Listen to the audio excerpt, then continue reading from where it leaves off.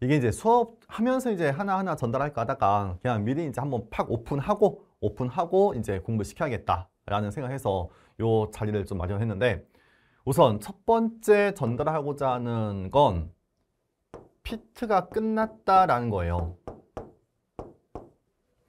그리고 두 번째 전달하고자 하는 거는 브라운이라는 일반화학 책을 소개하고자 해요.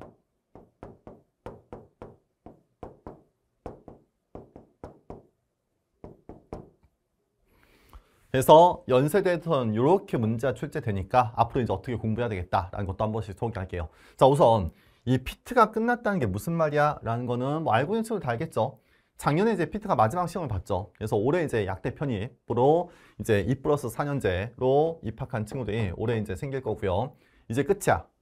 이제 모든 약대는 다 수능 봐서 1학년으로 입학을 하게 돼요. 그래서 2+4년제는 통 6년제로 바뀌게 될 거야. 그러면 보통은 2년을 다른 대학에서 다른 과에서 공부하다가 피트라는 시험을 보고 약대 입학한 친구들이 1,700명 정도 있었다는 거야. 실제 피트 응시생이 15,000명 정도 돼요. 마지막은 좀 줄었지만 보통 이제 15,000명 정도 시험을 받고 그 중에서 1,700명 약대를 들어가죠. 합격을 하고 나머지 이제 13,000명은 떨어지는 그런 형태의 시험이었거든요. 근데 이게 끝났다는 거야. 자, 그럼 이 두 가지 여러분들이 좀 알고 있어야 될 어떤 이 상황이 있는데, 첫 번째는 연세대 생명과학과나 연세대 화학과나 연세대 공대나 연세대 자연계열에 입학한 친구들 중에서 피트 시험 보고 약대로 편입한 친구들이 꽤 많았거든요. 그 인원수가 꽤 많다 보니까 편입으로 채운 인원도 꽤 늘어난 거야. 그래서 앞서 봤던 요 형태의 이제 인원수도 다 피트로 빠져나간 인원들이 꽤 있었을 거예요. 그거를 채우기 위해서 편입으로 채운 인원이 꽤 많았다는 거고, 아마 올해까지는 영향이 좀 있을 것 같아. 근데 좀 더 시간이 지나면 이 편입 인원수도 점점 줄어들지 않을까. 왜? 이렇게 약대로 피트로 빠져나간 인원이 이제 없을 거니까요.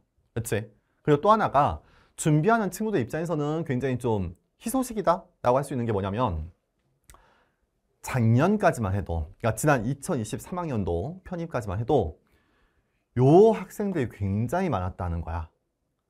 피트 시험을 봤어. 근데 성적이 별로 안 좋아. 그래서 여기 약대 입시를 끝까지 하기에 자신이 없는데 화학이나 생물을 충분히 많이 공부해 놨어. 근데 이거 그냥 시험 못 봤으니까 그냥 끝? 하기 좀 아깝다는 거죠. 그래서 이 떨어진 친구들이 꽤 많은 인원이 편입을 했어요. 편입 공부를 했다는 거죠. 그래서 연대나 고려대 정도의 편입을 한번 도전해서 그래도 학교 네임밸류 좀 높여보자. 그런 인원이 굉장히 많았거든. 그래서 피트 끝나고 이제 편입 한번 해보자. 그걸 각 회사마다 좀 홍보를 하기도 했어요. 피트 끝났는데, 피트 시험 봤는데, 이걸 끝내기 아까우니까 편입을 한번 해보자. 라는 인원이 꽤 있었고, 그래서 실제 최근 몇 년 정도는 거의 한 10년 가까이, 10년 가까이 연세대, 고려대 편입 합격한 자연계열 학생들 중에서 피트 시험 보고 합격한 인원이 굉장히 많아요. 그래서 가끔 이제 합격한 친구들 얘기 들어보면 자기 빼고 나머지 애들은 다 피트 출신이다. 뭐 그런 얘기도 많이 들려오거든요. 그래서 여러분들도 알고 있을 거야. 그래서 피트 출신으로 합격한 인원수가 꽤 많았다라는 건데, 이제 이 시험이 끝났다. 2024학년도는 피트 공부한 인원이 한 명도 없을 거라는 거지. 그렇지? 그래서 작년까지만 해도 1월 달부터 피트가 8월 달에 시험 보거든요. 8월 중순까지 화학을 정말 깊게, 생물도 마찬가지, 굉장히 어려운 내용까지, 물리도 마찬가지, 진짜 깊은 내용까지 공부한 인원이 꽤 많았거든. 그 친구들 중에서 편입을 도전해야 하는 애들도 꽤 있었다는 거고요. 이제 그런 인원이 없다는 거야. 그러면 이제 올해 편입은요, 순전히 편입을 위한 공부를 한 친구들끼리의 경쟁이에요. 피트 공부한 친구들도 혹시 다시 뭐 편입을 1년 후에 도전하는 친구들이 있을 수는 있어. 근데 1년 후에 도전하는 친구들은 어차피 여러분들과 똑같아. 머릿속에 남아있는 기억 거의 없을 거야. 다시 공부한다는 거지. 그래서 순전히 편입을 위한 공부를 하는 친구들 사이의 경쟁이다 라는 거예요. 그래서 거의 대부분의 출발선이 좀 비슷하다. 그렇게 생각하면 좀 더 할만하다라는 것도 분명히 있어요. 왜냐면 이때 피트 공부했던 친구들 중에서 꽤 잘하는 친구들이 많았었거든. 이제 그런 인원이 없다는 거야. 그래서 경쟁자가 다 비슷한 수준에서 시작을 하고 있다라는 거는 나름의 이제 희소식인 거고, 그리고 두 번째 시크릿이 이거를 오픈하는 게 좋은 것 같아요. 제가 이제 제 수업 듣는 친구들한테만 좀 전달하고자 했던 건데, 이게 뭐냐면 일반화 교재가 굉장히 다양하거든. 보통 줌달책을 많이 봐요. 레이먼드 창이라는 일반책도 많이 보고, 브라운이라는 일반책도 가끔 본 학교가 있긴 해요. 근데 많진 않아. 그리고 애킨스나 옥스터비 같은 일반화 책들도 많죠. 보통 피트 준비했던 친구들은 줌달책을 주로 많이 봐요. 근데 줌달이 내용이 뭐 그렇게 깊진 않아. 좀 단순하고 그냥 내용도 많진 않고 그냥 기본적인 핵심적인 내용만 구성되어 있는 교재는 굉장히 좋죠. 네, 그런 교재인데 연세대는 줌달보다는 브라운이라는 일반화 책에서 구석구석에 있는 소재가 출제돼요. 그래서 이 소재가 어디에서 나온 거지? 기본적인 문제 말고 좀 독특한 소재 문제들이 어디에 있는 내용일까라는 걸 한번 다 뒤적뒤적 해보니까 대부분은 브라운 일반화 책에 있는 구석구석에 있는 소재들이 그렇게 출제되는 경우가 있네요. 좀 이따 좀 더 자세히 보여드릴게요. 그래서 이 두 가지가 여러분들 앞으로 공부할 때 꼭 기억해야 할 내용이다 라는 거죠. 그렇다 해서 여러분들 브라운 일반화 책을 사서 이걸 처음부터 끝까지 한번 정독을 해야 돼? 아니야. 그건 내가 하는 거야.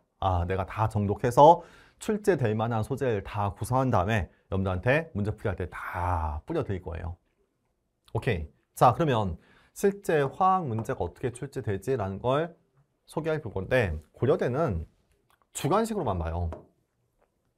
객관식이 없어요. 보통 편입시험은 객관식을 좀 많이 하거든. 왜? 채점하기 좋으니까. 애들 등수를 구분하기도 좋고. 그래서 의학계열이나 연세대나 뭐 다른 대학들은 객관식 문제가 많이 나오는데, 고려대는 순전히 주관식으로만 문제를 구성하네요. 물론 언제든지 좀 바뀔 수는 있겠죠. 근데 주관식이 그래도 채점하기엔 편하게 구성이 돼요. 그렇죠? 딱 정답이 있는 지식 형태 문제나 정답이 있는 서술 형태 문제예요. 그러니까 뭔가 자기 생각을 쫙 쓴 논술 형태 문제는 아니야.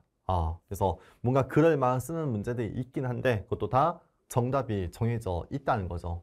그렇죠? 그래서 그렇게 문제가 출제되고 있고, 일반화 전체 범위에서 출제되긴 하는데 약간 문항수가 적다 보니까 특정 단원에 편중된 경우가 있긴 해요. 그리고 유기화학 소재가 예전엔 좀 나왔었는데 요즘에는 거의 안 나와요. 물론 탄소화물 정도는 나와요. 일반화 교재 뒤쪽에 있는 한 단원 정도의 내용들, 그래서 명명법이나 그 정도의 내용들은 나오는데 유기화학 반응은 언급이 안 돼요.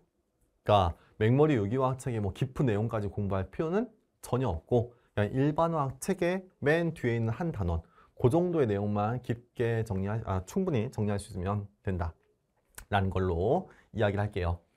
자, 그러면 이제 2020학년도에서부터 2023학년도까지 한 4년치의 실제 고려대 기출문제가 이게 문제 번호거든요.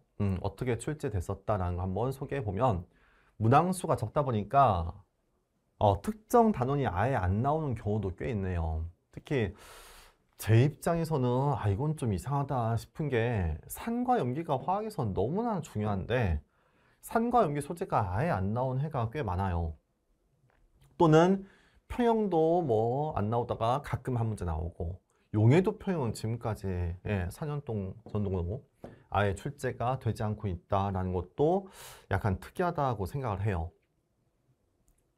그치? 이게 문제수가 적으니까 그냥 특정 단원을 좀 집중해서 문제가 구성된다라는 거예요. 그래도 이게 어느 해는 이런 게 나왔다가 어느 해는 또 안 나왔다가 그때마다 좀 다양하니까 이걸 또 빼먹고 공부해야 된다라는 건 아니고요.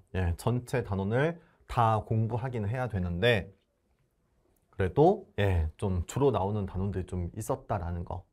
자, 보면은 이 용액 쪽이나 연력학 쪽이나 그쪽이 약간 변별이 좀 크거든요. 그래서 그쪽 문제들을 마지막쯤에는 좀 깊게, 용액도 그렇고요, 깊게 정리하는 게 좋다라는 거예요.